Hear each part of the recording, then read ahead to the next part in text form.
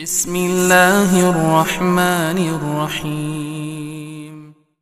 Tidak ada ulama yang berani mendhaifkan sebuah hadis di masa sekarang kecuali hanya menukilkan, sehingga merupakan tuduhan yang amat keji oleh sebagian orang yang tidak paham ilmu hadis terhadap Syekh Albani rahimahullahu taala.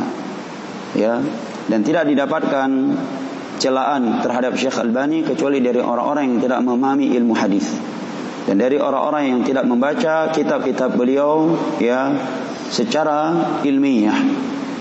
Kalau kita membaca kitab beliau Silsilah As-Sahihah dan As-Silsilah Adh-Dhaifah, ensiklopedia hadis dhaif dan sahih, Sunan tahqiq beliau terhadap Sunan Tirmizi, Sunan Ibnu Majah, Sunan Abi Daud, Sunan Nasa'i, Mu'jam At-Tabarani dan yang lain-lainnya akan kita dapatkan di sana. Ketika beliau menerangkan hadis ini dhaif, maka beliau sebutkan bahwa Imam Ahmad berkata demikian, Yahya bin Ma'in berkata demikian, Imam Syafi'i berkata demikian, Ali ibn al-Madini berkata demikian, Sa'id al-Qattan berkata demikian, Imam Malik berkata demikian tentang rawi-rawi tersebut.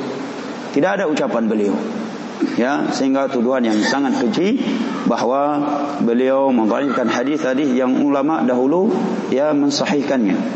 Dan tidak ada yang mampu mendatangkan sebuah bukti bahwa Syekh Albani pernah mendhaifkan sebuah hadis tanpa menukilkan ucapan ulama yang hidup pada abad kedua Hijriah, ketiga, keempat dan tahun-tahun yang dekat dari itu.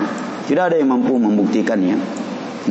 Dan sebaik-baik jawaban dari Syekh Albani terhadap orang-orang yang menuduh beliau dengan berbagai tuduhan adalah karya-karya beliau. Karya beliau penuh dengan ilmiah. Dapat dibaca yang paling mudah sifat salat Nabi. Hampir tidak ada ucapan beliau satupun dalam sebuah hukum. Beliau hanya menukilkan pembahasan hadis, asar para salaf, ucapan tabi'in, 4 imam mazhab dan seterusnya. Pembahasan lagi. Kalau enggak ayat, hadis. Setelah hadis beliau nukilkan ucapan para sahabat, ucapan para tabi'in, tabi'ut tabi'in. Bahas lagi sebuah pembahasan berikutnya, judulnya ini. Beliau bawakan hadisnya, ucapan para sahabat, ucapan para tabi'in dan ulama-ulama yang datang setelahnya. Silakan buktikan kitab beliau. Tidak pernah beliau menyebutkan suatu hukum terhadap sebuah permasalahan tanpa dalil dari Al-Quran, tanpa dalil dari hadis atau asar dari para sahabat Nabi, atau paling rendahnya asar dari para tabi'in. Tidak akan kita dapatkan.